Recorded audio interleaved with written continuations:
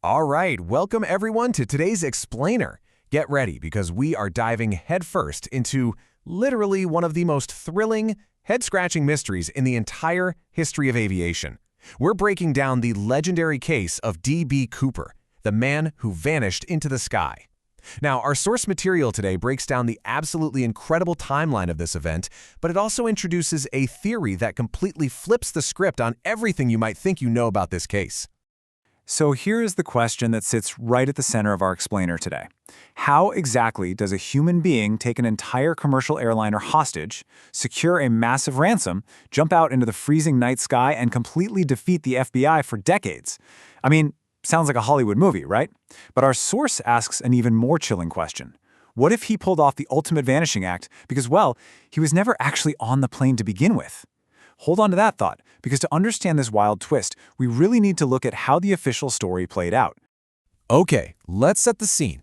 Picture this. The year is 1971. The world of air travel was wildly different back then. I mean, there were no advanced CCTV cameras at the gates, no intense TSA screenings taking off your shoes, and domestic flight security was remarkably lax. On this particular day, Northwest Orient Airlines Flight 305, which was a Boeing 727, was scheduled for just a short routine trip from Portland to Seattle. Okay, let's dive into this. Part 1, The Perfect Crime.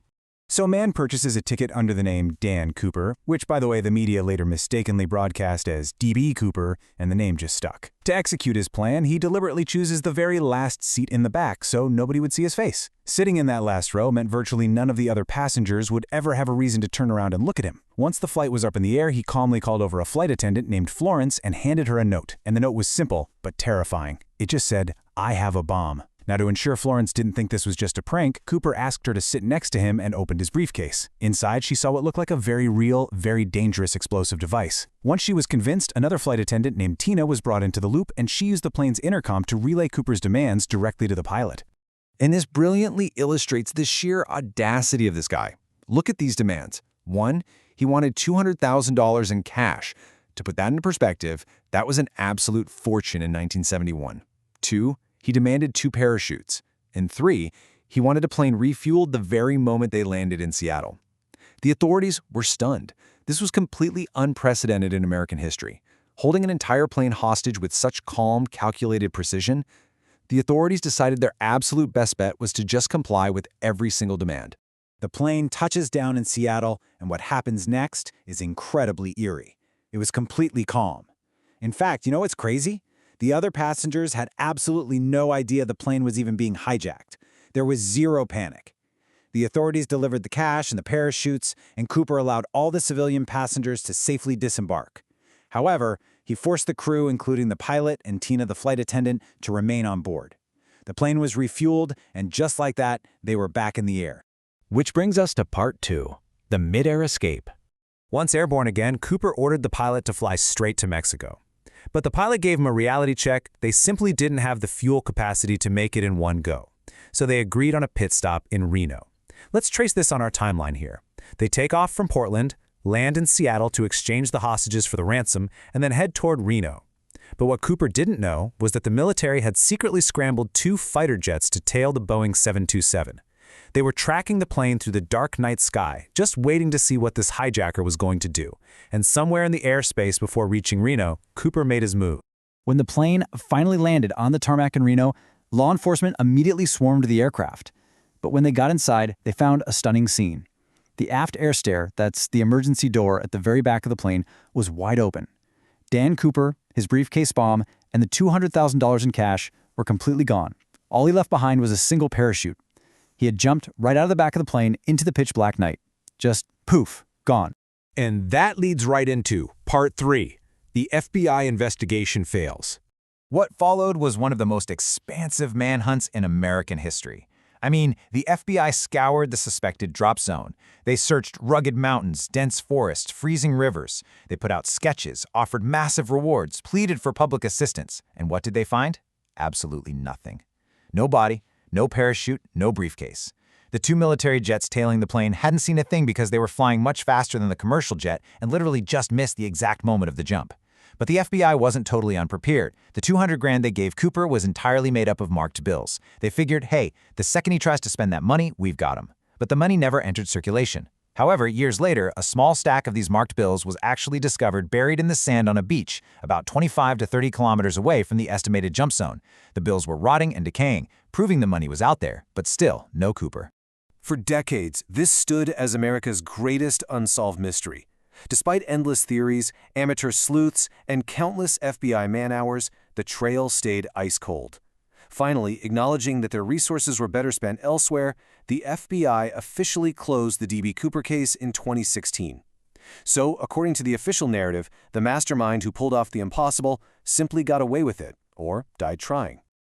Now, what's really interesting about this slide is where our source material introduces a theory that challenges every single thing we just discussed. It asks us to look at this case from a completely different, almost mind-bending angle. What if the reason the FBI could never find D.B. Cooper is that he never actually existed? What if this entire hijacking was an elaborate inside job? Let's look at the evidence the source lays out to support this theory.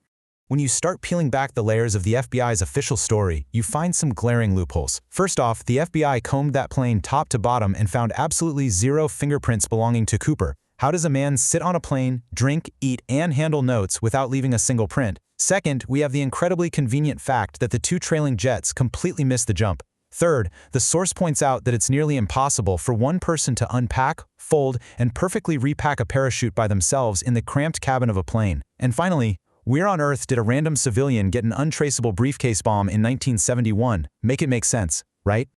And this brings us to the most suspicious detail of the whole shebang. In a plane full of passengers, not a single civilian saw D.B. Cooper's face.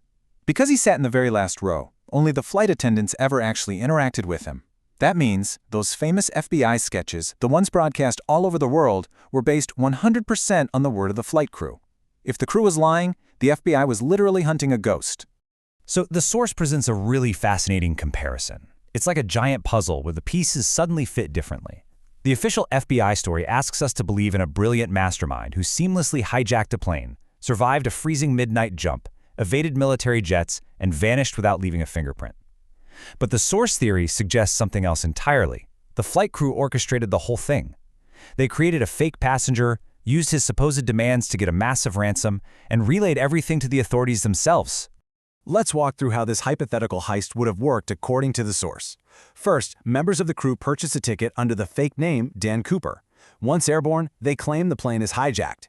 Because Tina is using the intercom, nobody but the crew actually hears the hijacker's voice. They get the money in Seattle, but then they realize a fatal flaw in their plan. The FBI gave them marked bills. If the crew spends it, they get caught. So, realizing the heist has failed, they abandon the money by burying it or throwing it out later, and they simply open the aft door mid-air to create the illusion that the phantom hijacker jumped out. It's a theory that completely reframes history. Was this a massive failure by the FBI to catch a daring criminal, or was it a massive failure to realize the culprits were the very people flying the plane? The source leaves us with this incredible question. Did D.B. Cooper really outsmart the FBI, or was he just a phantom created by the crew? I want to know what you guys think. Is the official story the truth, or does the inside job theory make more sense to you? Let's get a discussion going in the comments below. Thanks for joining me on this explainer. Keep asking those big questions, and I'll catch you next time.